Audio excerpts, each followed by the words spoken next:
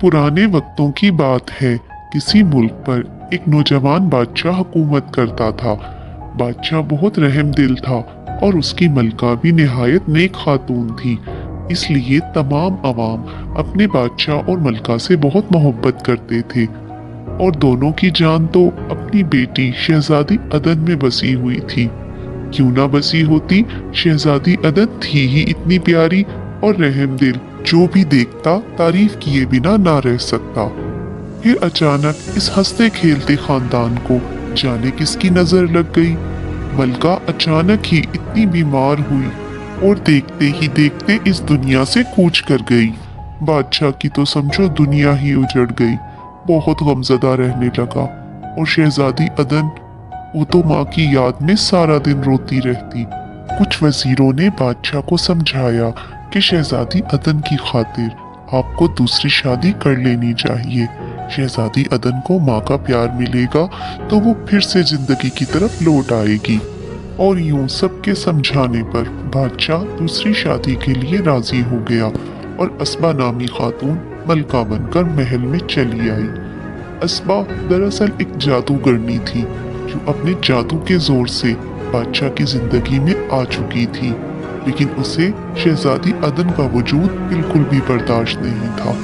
बज़ाहिर तो बहुत मोहब्बत जताती, लेकिन दिल ही दिल में अदन से शदीद नफरत करती।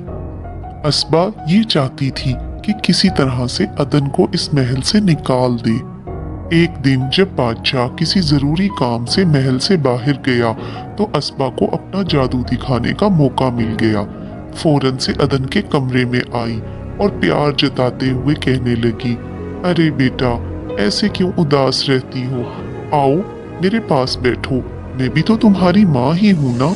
देखो तुम्हारे खूबसूरत बाल कितने बेजान हो गए हैं। चलो आज मैं अपनी बेटी के बालों में खुद से तेल लगाती हूँ। असबा ने एक प्याली में तेल लिया और अदन को अपने सामने बिठाकर उसके बालों में तेल लगाने लगी। और तेल लगाते लगाते असबा ने अपनी मुट्ठी में छुपाई हुई जादुई पिन अचानक से शहजादी अदन के सर में लगा दी। बस पिन का लगना था और शहजादी अदन गायब हो गई और उसकी जगह एक सुनहरी चिड़िया पूरे महल में इधर उधर उड़ने लगी। असबा मुलाजिमों पर गुस्से होने लगी कि ये चिड़िया महल के अंदर कैसे आई। फौरन इस चिड़िया को महल से बाहर निकालो। और मुलाजिमों ने ऐसा ही किया। मुलाजिमों ने उस चिड़िया को महल से बाहर निकाल दिया। शहजादी अदन को कुछ समझ नहीं आ रहा था कि वो कहाँ जाए, क्या करे।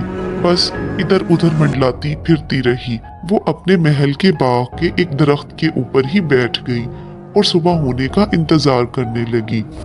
सुबह हुई तो शहजादी अदन बादशाह की खिड़की में जाकर बैठ गई। बादशाह बहुत परेशान था। उसे शहजादी अदन की गुमशुदगी की इत्तला मिल चुकी थी। उसने चारों तरफ अपने मुलाजिमों को दौड़ाया, लेकिन किसी को कुछ पता नहीं था। जब बादशाह की नजर खिड़की में बैठी उस सुनहरी चिड़िया पर पड़ी तो वो हैरत से उसे देखने लगा।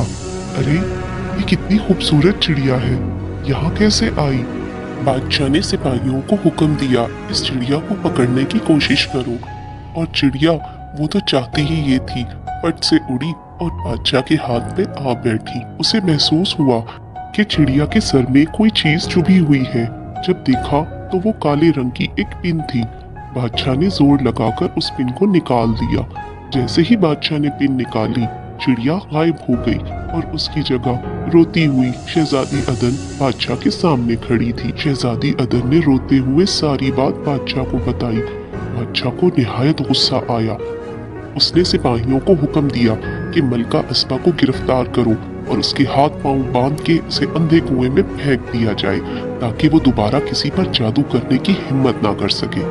बादशाह ने पूरे मुल्क में शहजादी अदन की वापसी का जश्न मनाया और उसके बाद सब हंसी खुशी रहने लगे।